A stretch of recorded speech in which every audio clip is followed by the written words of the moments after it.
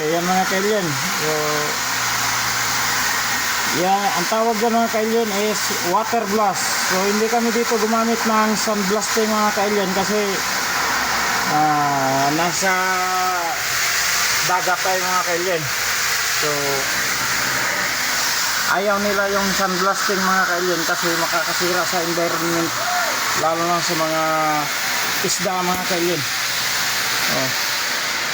Kaya ang ginamit nila is water blast. So yan yung kanyang mga kailin, no? Kung sa Bisaya pa mo na yang agi.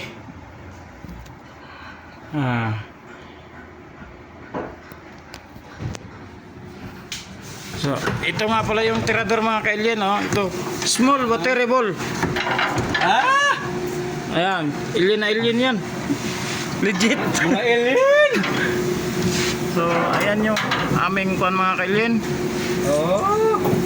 Yung blasting machine. Tinakpan kasi tinakpan yan mga kailin kasi baka mabasa. Ang host na doon, basta may iko na. Ang host na noy. Ayan yung kanyang mga kailin. So ayan, nandito kami sa laot.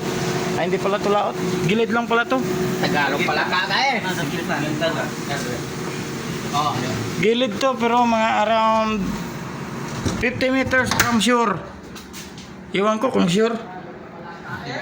Baka hindi pa sure.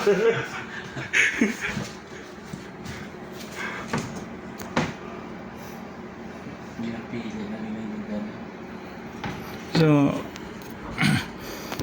kaya ganyan yung kanya mga kailin kasi hindi siya nilalahat kasi mayroong mga pinta na makapit masyado, tapos yung may mga tawag doon pala na pala ka.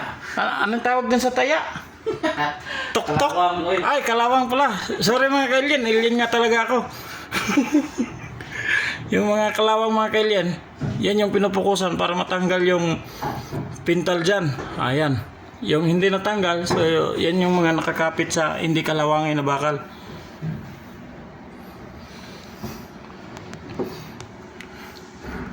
So ayan, nagpapakita na yung hari ninyong araw.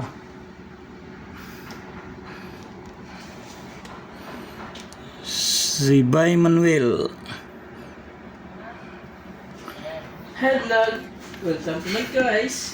So ayan mga kailin, so continuous lang mga kailin. Yan.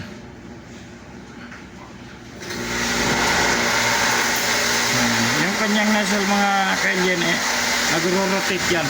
So ganyan yung mga kailin.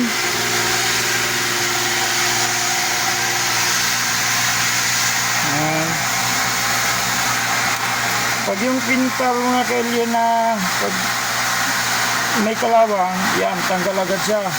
Pero pag yung walang kalawang, yan, madikit. Hindi siya agad natatanggal. Kaya yung focus ni Judan, yung blaster, so, kala mo mga kailin, mahina yung kanyang ikot. Pero sa personal, high speed yung kanyang nozzle mga kailin. Kanyang rotating nozzle. Nozzle ba yun? Dati nozzle, ngayon nozzle na. Dati yung eagle, ngayon eagle na. Baka sa susunod yung table na rin. Okay, hanggang dito lang muna yung video ko mga kailin. Please subscribe, like, and share. Thank you so much. At your service, engine. Ito nga pala yung aming butihing chipmate dito mga kailin. Wash out! Rodgin Espadon. Yung aming chipmate. Ito, soon to be engineer namin mga kailin. Ito, soon to be master.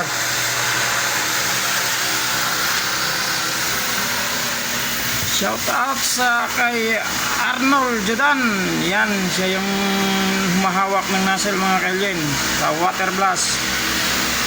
Bawal tayong lumabas dyan mga kailin kasi napakasakit ng mga tawag dyan, sharp nails. Hindi naman yan nails eh. Pintang naman yung tumatalsik, di naman pala next. Shout out sa'yo, bye Manuel.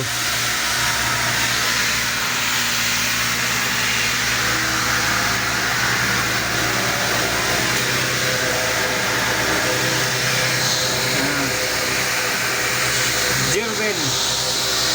Yun din yan.